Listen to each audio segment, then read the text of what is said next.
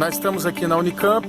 Hoje eu vou conversar com o professor Ricardo Antunes, professor de Sociologia do Trabalho da Universidade de Campinas, Universidade Estadual de Campinas.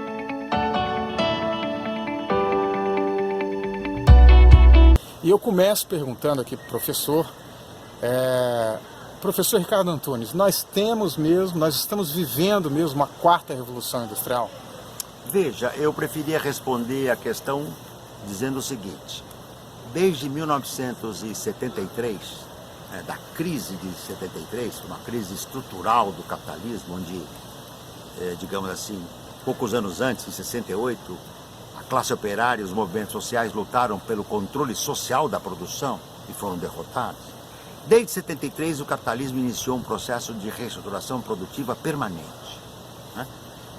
A hegemonia financeira, a monumental expansão digital e informacional que se desencadeava a partir daqueles anos, junto com o ideário e a regressividade neoliberal, tudo isso impulsionou um ciclo de expansão e de mutação muito profunda no capitalismo. O que nós estamos vendo hoje, o que o grande capital chama da quarta revolução industrial, a indústria 4.0, é a percepção desses capitais de que, ante o quadro de crise do capitalismo, mesmo depois desse salto 73, 2010, 2011, 2012, a crise de 2008, 2009 foi muito profunda para o capitalismo, porque ela foi a primeira crise do período recente que afetou o centro do capitalismo primeiro e depois as periferias. A crise atingiu os Estados Unidos, Europa unificada, Japão, tá certo? Até a China sofreu as consequências da crise de 2009, o crescimento chinês caiu de taxas que vinham sendo anteriormente perto de 12% para taxas de crescimento de 6%, isso é uma redução à metade. E os desdobramentos dessa crise se sente ainda até hoje. Claro, e por exemplo na Rússia, na Índia, no Brasil, como epicentro da crise foram os países do norte, aqui a coisa chegou em 2013, 2014. Foi isso que levou, inclusive, ao encerramento do ciclo Lula-Dilma. Tá certo? Uma crise profunda que começou a se abrir, isto levou ao cenário político brasileiro, que nós já conhecemos todos, de um golpe, não para depor um governo de esquerda querendo mudança, um golpe para redesenhar o capitalismo brasileiro na era, digamos, de um capitalismo, tá certo? Para não usar uma outra expressão que não seja mais verdadeira, predatório e selvagem, que é o que nós estamos vendo aqui hoje. Bom, muito bem. O que aconteceu? Nesse contexto de crise, os capitais dos países do norte, as grandes corporações, os capitais mais avançados, formularam, tá certo? Como a revolução, vê se você entende, como a reestruturação produtiva é permanente, eles formularam um novo ciclo mais organizado, porque a reestruturação produtiva iniciada em 73, ela não foi organizada previamente. O Japão tinha uma experiência, a Suécia tinha outra, os Estados Unidos com o Vale do Silício, e elas foram pipocando. Não, agora nós estamos frente a uma situação mais centralizada. Porque na verdade essa proposta nasce na Alemanha e ela diz o seguinte: no mundo atual, a indústria no sentido amplo, isso vale para a indústria de transformação, vale para a indústria de serviços, os serviços industriais, para a agroindústria, para o agronegócios, Quer dizer, o mundo atual pode se acercar de uma tecnologia ultra avançada.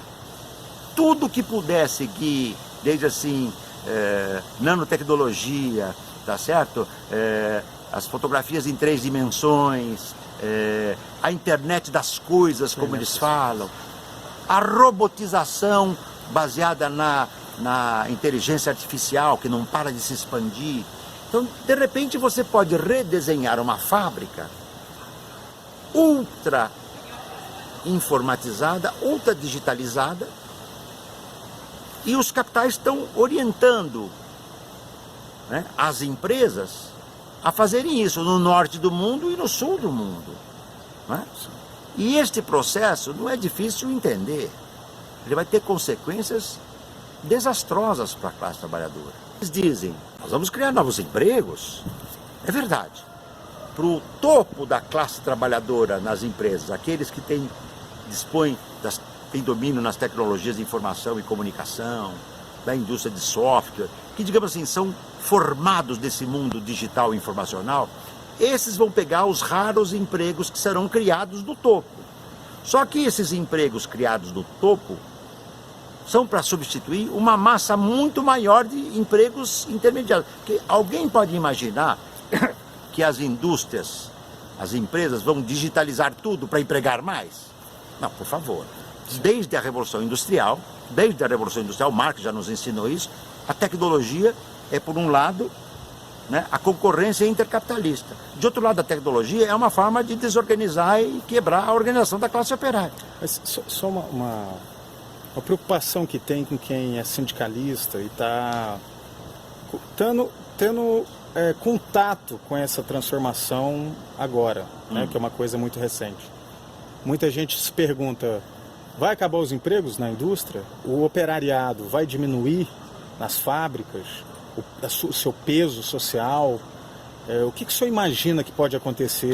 Claro. Veja, era isso que eu estava falando. Isso. Você vai ter um número pequeníssimo de empregos novos, especializados, tá? Né? Digamos, nos espectros altos da classe trabalhadora, aqueles mais qualificados, e você vai ter demissões de profissões que vão desaparecer, porque a internetização das coisas, como eles dizem lá, a internet das coisas, significa que tudo que você puder robotizar, digitalizar e informalizar, você vai fazer. Ao fazer isso, você vai ter uma, digamos assim, uma diminuição brutal de empregos, porque o sentido essencial da indústria 4.0, assim como de toda a reestruturação produtiva permanente do capital, é aumentar a produtividade e reduzir custo. E quando se trata em reduzir custo, o primeiro custo que se pensa quando se fala em redução é o custo força de trabalho.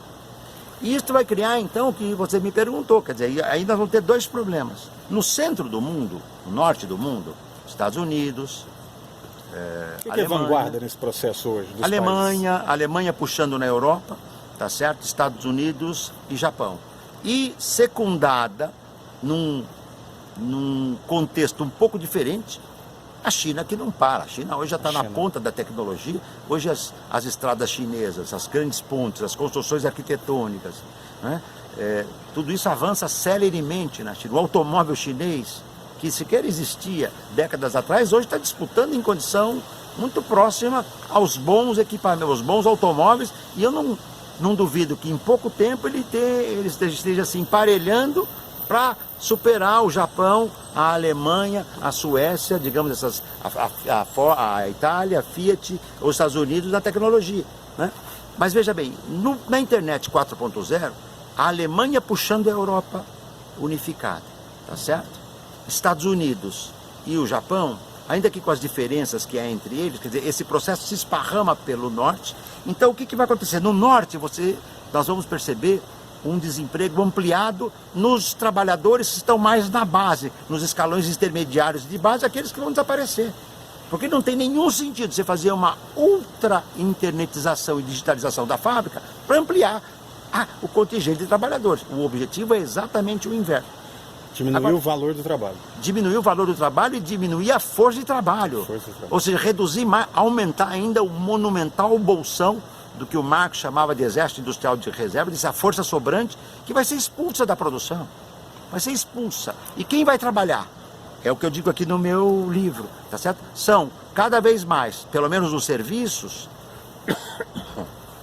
trabalhadores e trabalhadoras flexíveis, terceirizados, sem contrato de longo tempo, por contratos parciais ou intermitentes, dependendo do ramo da produção. Então essa reforma trabalhista feita no Brasil está conectada com essas transformações de claramente, completamente claramente. Bom, veja bem, não é por acaso que ela está ocorrendo no Brasil, na Argentina, simultaneamente na França, tá certo? Ocorreu já há alguns anos parte dela na Itália, tá certo? Na Espanha, certamente. Nós estamos numa era de devastação dos direitos de trabalho em escala global. A classe trabalhadora que se quer hoje não é mais a classe trabalhadora assalariada, é o sistema Uber. Sim. Ou seja, eu vou colocar você em contato com o consumidor. Só que para eu fazer isso, então você não é meu assalariado, você é motorista do Uber. mas eu vou te cobrar 20, 25, até 30%, ou até um pouco mais, que aí depende dos algoritmos e das suas contas, tá certo? E os algoritmos parecem também que são programados para jogar sempre pro lado de lá, tá certo? Para defender os de cima, né? Eles não são neutros, e aqui é uma brincadeira, né? Claro. Isso significa que você vai ter uma classe trabalhadora precarizada, flexibilizada, ultra qualificada em alguns estratos, mas que são crescentemente minoritários e completamente desprovida, tá certo? De condições de emprego nas plantas produtivas. E esse desemprego em massa vai ser maior no sul do mundo. Por quê? Porque na nova divisão internacional do trabalho, o sul do mundo é onde se concentra a indústria suja. O norte do mundo é onde se concentra a indústria, entre aspas, limpa. O que seria a indústria limpa e a indústria suja? Indústria limpa e indústria de tecnologia avançada. Tá? Mas tem que extrair mineração. Aonde que vai ser? Na Índia, na China, na África do Sul, né? Na China, repito, na China, na África do Sul, na América Latina. Entendi. Tá certo? Então, você tem que plantar as indústrias que poluem. Criar indústrias que produzem. Onde vão? Indústria de mercúrio, tá certo? De alumínio, etc. Vem para o sul. Eu vi na Patagônia uma coisa assintosa, aquela coisa maravilhosa que é aquela Patagônia, uma das dádivas da natureza mais maravilhosas do mundo, uma indústria de alumínio que joga todo o dejeto no mar da Patagônia, quando da sua origem era a capital europeu. Não, nós temos que pensar que o desafio dos sindicatos são outros. Um monumental desenvolvimento tecnocientífico das últimas décadas, por que nós não retomamos uma luta global, da classe trabalhadora global, pela redução profunda da jornada de trabalho, garantindo direitos, tá certo? Para todos os trabalhadores e trabalhadoras trabalharem, tá certo? E terem um tempo disponível fora do trabalho mais amplo. Por que não se faz essa luta? Porque essa luta confronta o capital. Ela é hoje uma bandeira anticapitalista. Porque os capitais hoje é exatamente o contrário. Expulsam milhões de trabalhadores. Nós temos uma massa imensa. A OIT fala em 200 milhões de trabalhadores e trabalhadoras desempregadas. Por favor, provavelmente 200 milhões tenha só na Índia. O capitalismo se mundializou. Sim. O capitalismo quebrou suas barreiras. Os capitais saem da China, vêm para a América do Norte, depois migram para o México, depois vão para Bangladesh, eles circulam. O fluxo de capitais e o capital financeiro também faz o mesmo, tá certo?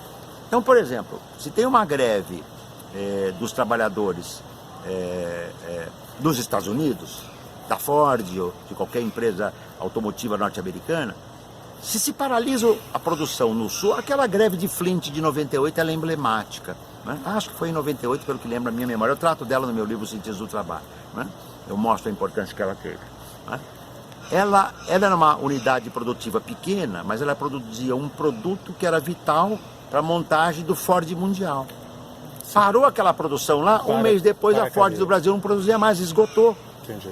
Então veja, é decisivo que o movimento operário, o movimento dos trabalhadores, que é a classe trabalhadora, que os sindicatos, recuperem a dimensão da luta internacional. Isso não quer dizer que não teremos lutas nacionais, até porque o país é parte desse contexto mundial. Mas uma luta nacional, ela só vai ter mais força se ela puder se articular internacionalmente. Porque os capitais estão articulados. E isso vale para as revoluções. Uma revolução hoje num país latino-americano, os Estados Unidos estão aqui cercando, os países latino-americanos que têm governos de direito estarão cercando, o bloqueio vai ser feito, e se você não tem, tá certo, um movimento com respaldo internacional, como foi a Internacional, Marx, anarquistas, socialistas utópicos, as múltiplas variantes do movimento operário e da intelectualidade revolucionária, compraram o desafio de fundar a Associação Internacional dos Trabalhadores. O desafio crucial hoje, o primeiro dos sindicatos e dos partidos, é esse.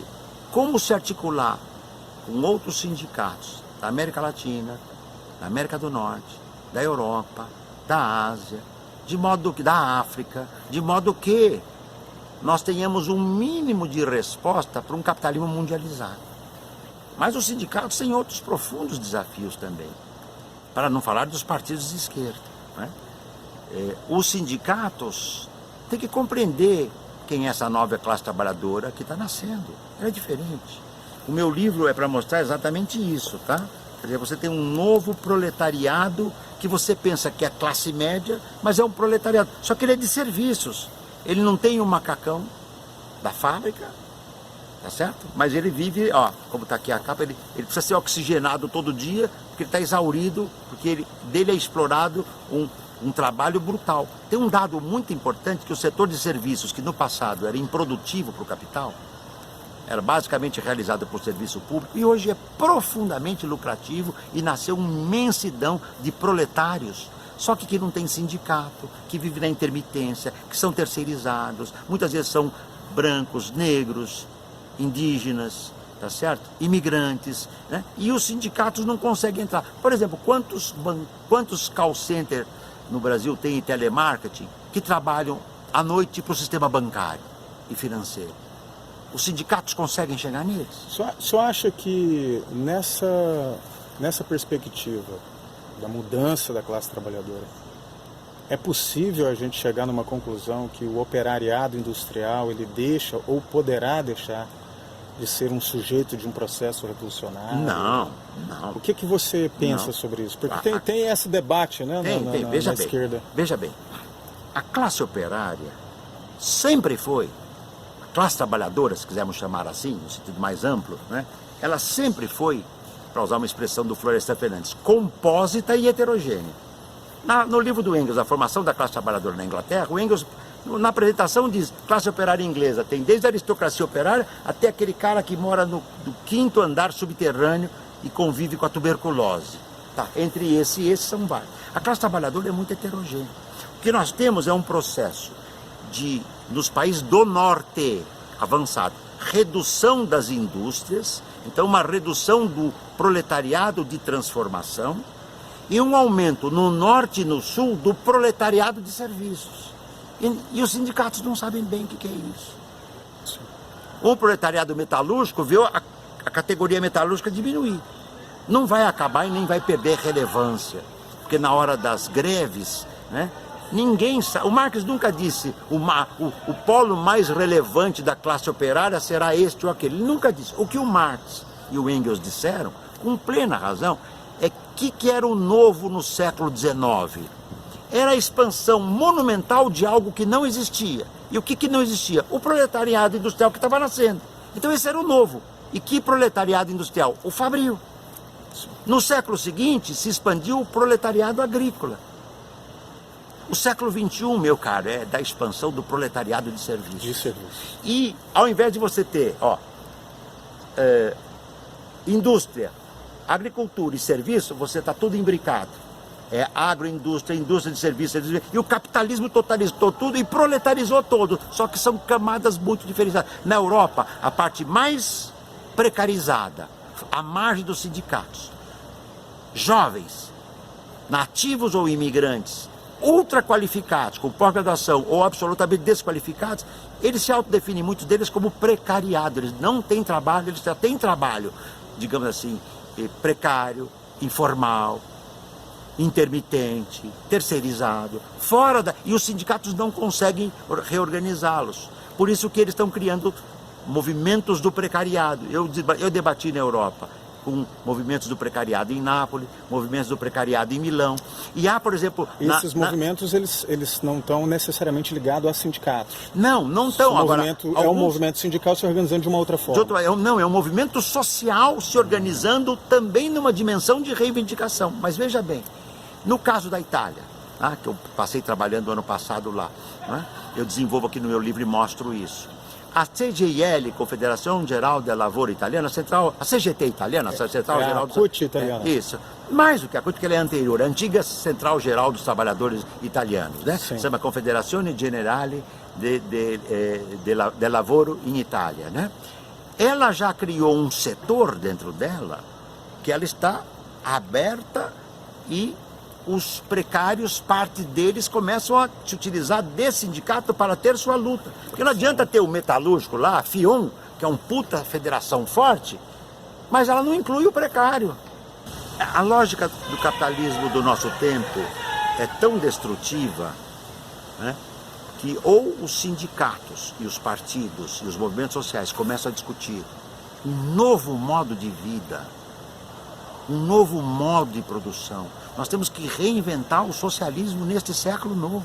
Porque esta sociedade que está aí, ela destrói a força de trabalho, destrói a natureza, privatiza as propriedades todas, inclusive a propriedade intelectual, tá? Oprime as mulheres, oprime os negros, oprime os imigrantes, oprime as comunidades indígenas, cria uma massa de trabalhadores sofridos e joga esses trabalhadores para a selva e não lhes oferece futuro nenhum. Nós vamos esperar o mundo acabar? É imperioso, se puder dizer assim, um imperativo categórico, tá? Brincando com palavras. A reposição do tema do socialismo conectado com as lutas sociais, porque a classe trabalhadora não vai acabar, mas ela pode ser levada a uma condição de precarização, de fragmentação, de fratura, de divisão, de, digamos assim, quebra de solidariedade, onde você vai ter um conjunto enorme de lutas isoladas, um luta aqui, outro luta ali, quando o capital não faz nada isolado, é tudo conectado. Nós temos então que conectar essas lutas, criar organismos locais de base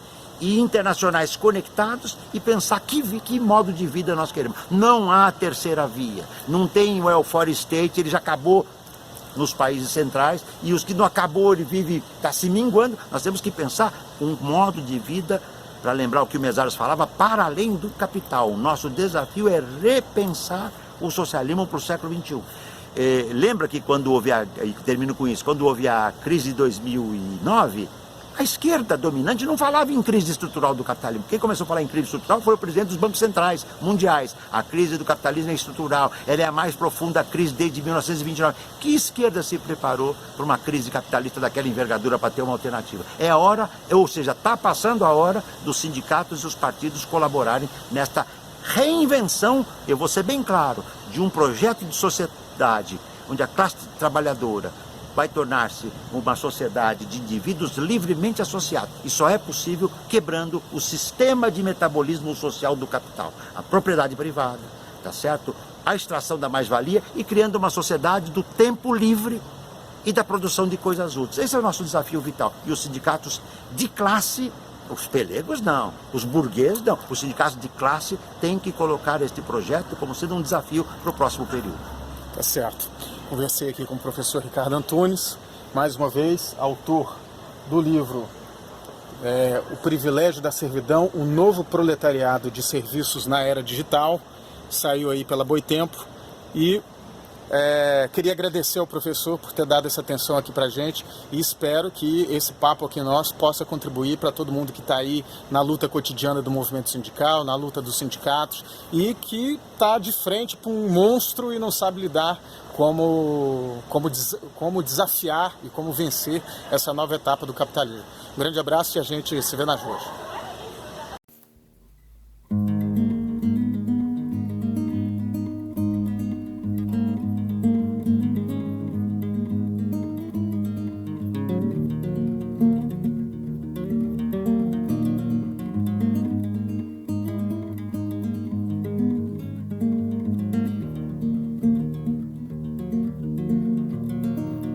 Imagina,